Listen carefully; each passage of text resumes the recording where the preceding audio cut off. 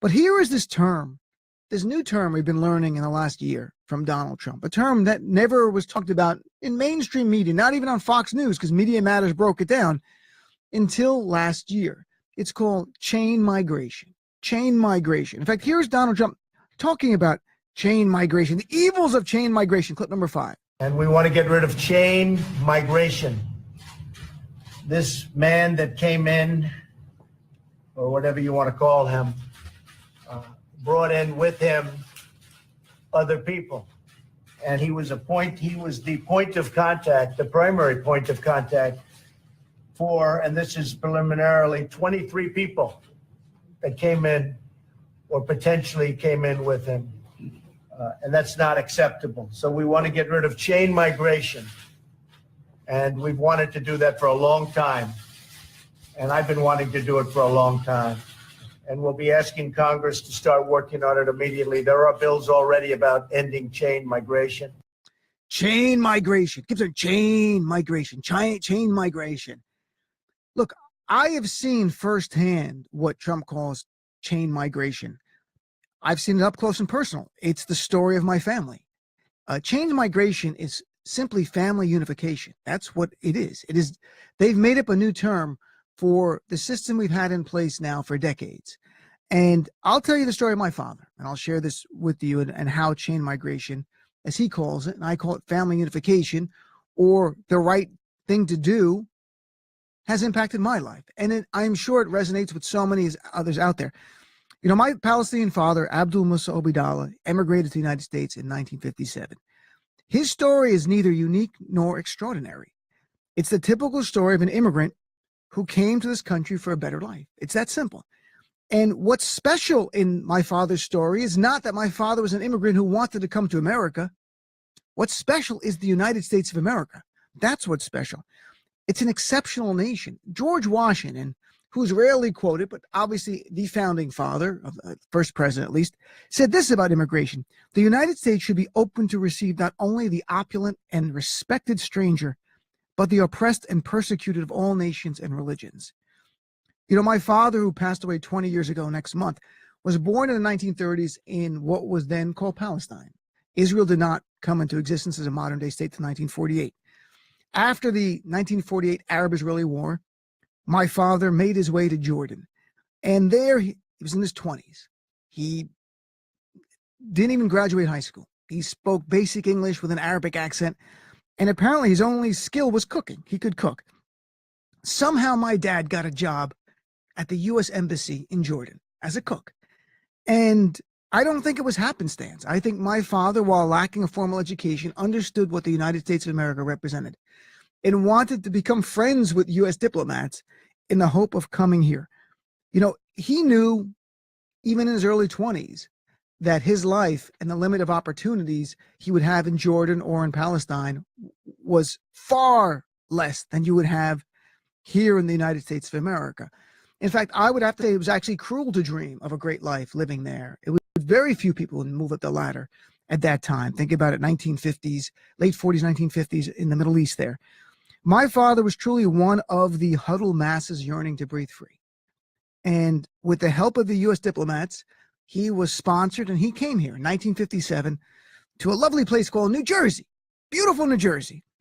And after growing accustomed to New Jersey, after a short time, he was working as a cook and had a place to live. He did what countless immigrants have done before him and after him. He wanted to bring his family here. Now, he wasn't married at the time. He met my Sicilian mom later in New Jersey, but he brought his brother over. That was the first person he brought over. And later they brought another brother over.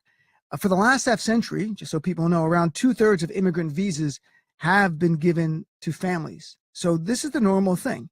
So what was my father's motivation for bringing his Palestinian Muslim brother to America? Was it something truly evil? That's the exact words Donald Trump used. Truly evil people are infiltrating people through his chain migration. No, it was to unite him with his family. Think about it. You're alone in a new world. Alone in a new world. Yeah, you got a few people you get to meet at work and stuff. There's no family. The normal thing is you bring your family over. This is the typical American story. Then I mean, to me, that is the American story. The American story is immigrants come here, they get accustomed to the place, they do pretty good, and then the first thing they want to do is bring their family over. You know, first they send money over, so the second thing is they bring their family over. Now, 60 years later, there are countless Obeidallahs in the country because my dad was the first one, and he brought his brother over and then another brother after that, and they got married here, and they had children, and there are Obeidallahs in Jersey and New York and in Illinois and Massachusetts. There's even some in Tennessee. Not sure what they're doing down there, but they're there. And I could say with few exceptions, every one of the children of those immigrants, the father and then their kids afterwards who were born in America, went to college. They have a 4-year degree, almost every single one. In America, the average amount of people get college degrees, 4 years, or 30%. My family far eclipsed that. Why? I don't. Immigrant work ethic, I imagine. That's the big thing. Many have postgraduate degrees. There are Obeidallahs now who are pharmacists and small business owners and doctors and lawyers and teachers and engineers. There's even one who hosts a radio show on SiriusXM radio. You may have heard him. If Trump had his way, I would likely not be sitting here hosting this show.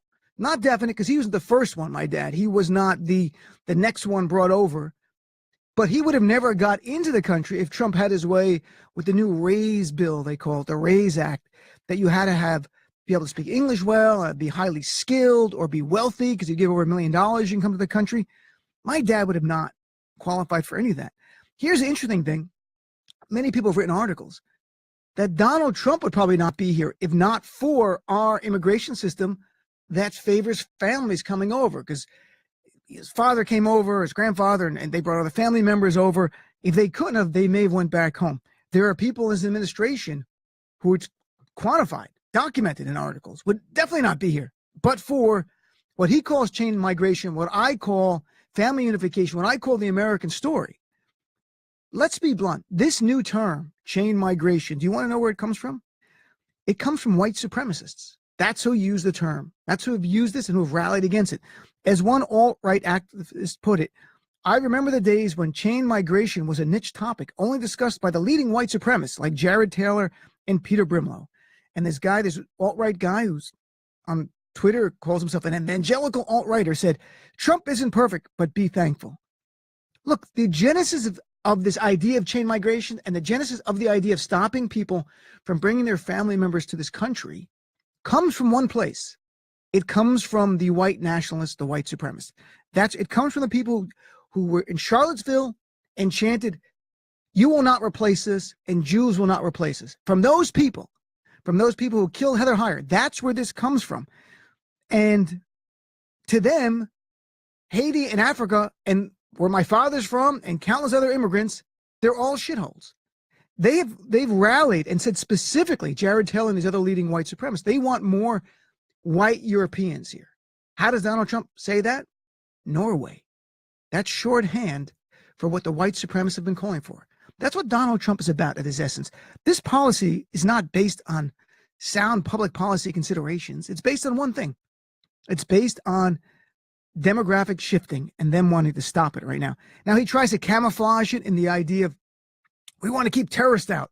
He points to one incident that happened in December where a man in New York tried to blow himself up on the subway, didn't hurt himself, minor injuries to 3 other people. This man did come through the family system. There's no doubt about it. He came 2011 through the family system, sponsored by a family member. There's no good faith public policy reason, though, to get rid of a program that's been in effect for decades, that has brought thousands, if not millions, of immigrants to this country, to contribute to this country, to end because one guy did something bad. This is unreal. This is just part of the right's continuing mission of trying to define every minority by their worst example. And now turning it into policy, going, you see what they're all about, these immigrants who come here when they're brought in by a brother or a sister? They're terrorists. So we have to end an entire program.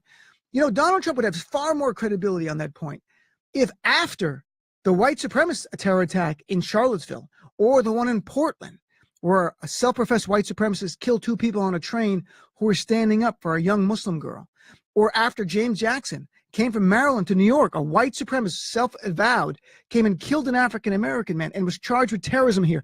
If after those terrorist attacks, Donald Trump's call for sweeping change in policy to address the threat of white supremacy, you know what? He would have some credibility. But what was his response to all of those? Silence. That's not what Donald Trump's about. Donald Trump's about one thing. Donald Trump does not believe in the American dream. Donald Trump does not believe in the American story.